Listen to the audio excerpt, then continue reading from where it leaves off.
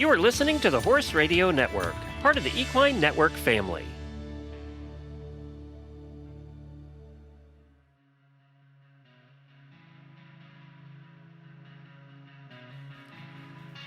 Welcome to the Rides Winning Insights, Horse and Rider's mini-sode series where we share audio lessons from Horse and Rider on-demand trusted Western professionals.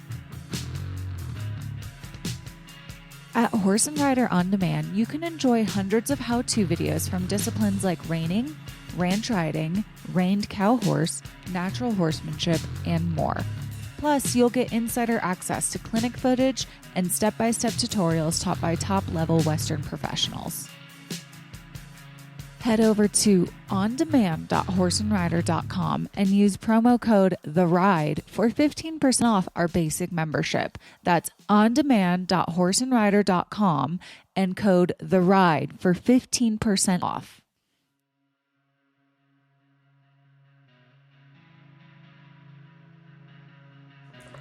In this week's episode, Bud Lyon talks about the importance of practicing without over-practicing to do what's best for your horse. This episode is brought to you by El Lugar.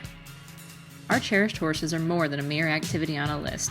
We are a bustling horse ranch with more than 50 of the finest Costa Rican bred horses and the heart of our sister property, the El Lugar Resort in Costa Rica. We create an adventure for you and your unique talents, abilities, and desires. What would make this the most beautiful experience of your life? We'd love to know. Learn more at www.elencanto.cr.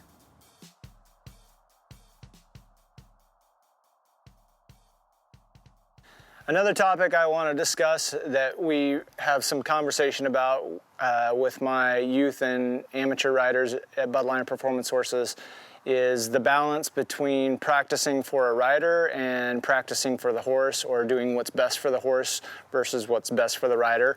And that can certainly be an area that can create a challenge. A lot of novice riders feel like they have to practice for themselves, and in order to create that muscle memory, they need a lot of repetition. And you can certainly understand that philosophy does apply in a lot of different areas in life and other athletic endeavors and hobbies that don't involve animals or don't involve horses.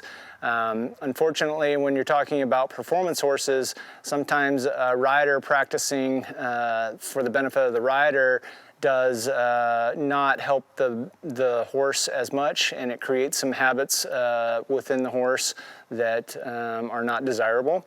So I think a lot of times there needs to be a healthy balance between some of that professional oversight or some of that correction and discipline where we practice for the benefit of the horse and making the horse be correct, versus practicing for the rider. You definitely need to feel at ease and feel prepared and confident and ready as a rider, but it is a fallacy in my experience to expect that if your skill set is a little limited, that you can practice for the benefit of yourself and not have your horse be as correct as possible, because a lot of those horses are going to learn to adapt to whatever it is they're being asked to do or whatever type of rider is on their back. So, we really feel like in my program, when the non-professional riders come, we want to allow them to practice as much as possible to get themselves better, but then we also feel like there's definitely a time and place and a need for the professional trainers to hop on those horses and make sure that they're still doing their job accurately and appropriately.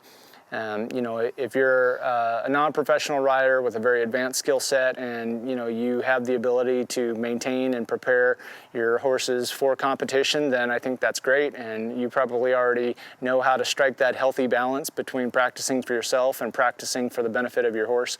But Aside from that, I think there really is benefit in mixing it up a little bit, and at the very least making sure that some days you can practice for the rider, and then other days you practice just for the benefit of the horse.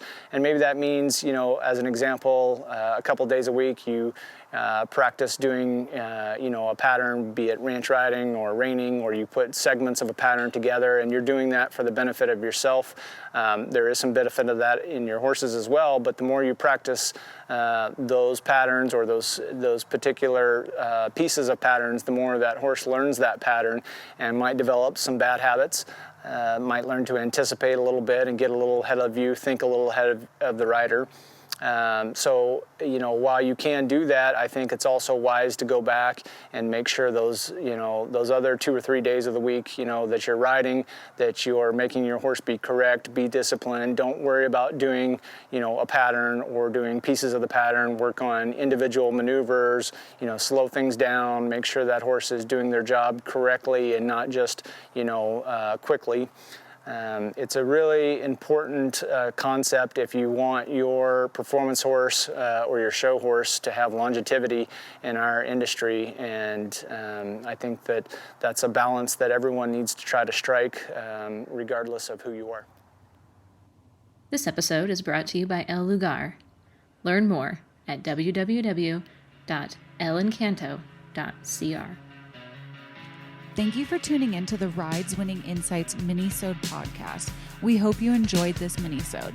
Please be sure to subscribe wherever you listen to podcasts and follow Horse and Rider on social media and at horseandrider.com to see all the cool things that we're up to. If you have any comments or questions, please be sure to hit us up at horseandrider@equinenetwork.com. We love to hear from you guys. And if you love what you're listening to, please be sure to leave us a review on iTunes.